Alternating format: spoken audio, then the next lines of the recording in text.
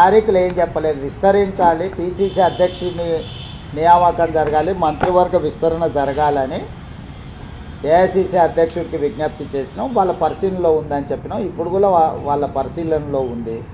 మీరే విస్తరించారు, మీరే శాఖలు పంచారు, మీరే వాయిదాలు వేసిరు.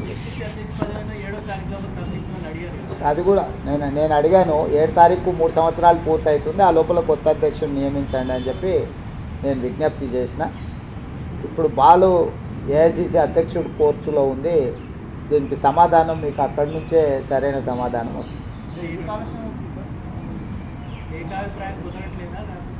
అది అక్కడ చెప్పాల్సిందే. నాకు ఏకాభిప్రాయం ఉంది, ఆల్రెడీ చెప్పేసిన. వేరే వాళ్ళని నియమించండి, దాంట్లో ఏం భిన్నాభిప్రాయాలు, ఏకాభిప్రాయం.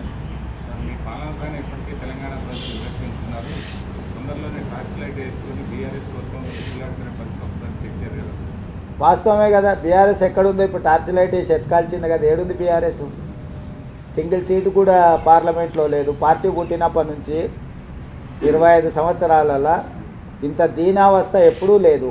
ఇప్పుడు ప్రజలు కాదు, కేసీఆర్ కూడా బీఆర్ఎస్ ఏడుందని టార్చ్ లైట్ వేసి ఎత్తుకోవాల్సిన పరిస్థితి వచ్చింది. కాలగర్భం కాదు, గత చరిత్ర బీఆర్ఎస్ అనేది. బీఆర్ఎస్కు గత చరిత్ర ఉన్నది కానీ భవిష్యత్తు లేదు.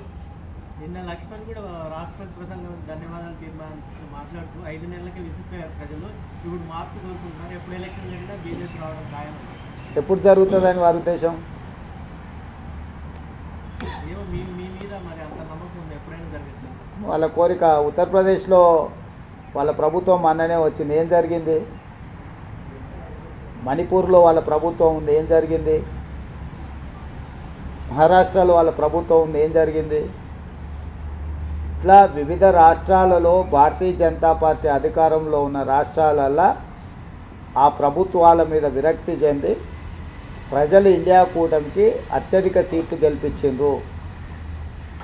భారతీయ జనతా పార్టీ నాయకులు ఎవరైనా మాట్లాడే ముందు వాళ్ళ పార్టీ యొక్క దీనావస్థ దాన్ని పరిగణలోకి తీసుకొని మాట్లాడితే బాగుంటుంది.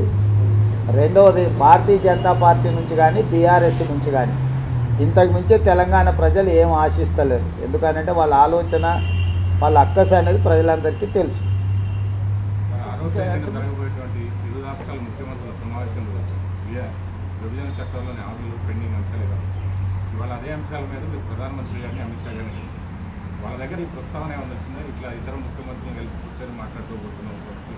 తెలుసు, అమిత్ షా గారికి చెప్పిన 6 తారీఖు రోజు రాష్ట్ర విభజనకు తర్వాత రావలసిన మా రాష్ట్రానికి అన్ని విషయాల మీద 6 తారీఖు రోజు మేము ఒక మంచి వాతావరణంలో కూర్చొని చర్చించుకుంటున్నాం. మీ సహకారం కూడా సమస్యల పరిష్కారానికి ఉండాలని అమిత్ షా గారికి చెప్పినాం. వారు స్పష్టంగా మీ సమస్యలు పరిష్కరించుకోండి, కేంద్ర ప్రభుత్వం వైపు నుంచి పూర్తి సహకారం ఉంటుందని వారు చెప్పారు.